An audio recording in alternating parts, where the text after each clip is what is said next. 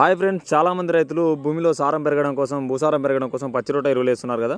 అలాగే ట్రక్కులు మనకు పెంటమట్టి కూడా తోలేయడం జరుగుతుంది. అయితే నిజంగా ఈ పచ్చిరొట్ట ఎరువుల వల్ల భూసారం పెరుగుతుందా అంటే ఖచ్చితంగా అని చెప్పలేము. ఎందుకంటే భూమిలో 2 రకాల ప్రక్రియల ద్వారా ఈ పచ్చిరొట్ట ఎరువులు అనేది డీకంపోజ్ అవ్వడం స్టార్ట్ అవుతుంది. ఒకటి మినరలైజేషన్, బ్యాక్టీరియాస్ వల్ల మినరలైజేషన్ జరగడం, లేదంటే ఫంగస్ల వల్ల హ్యూమిఫికేషన్ జరగడం.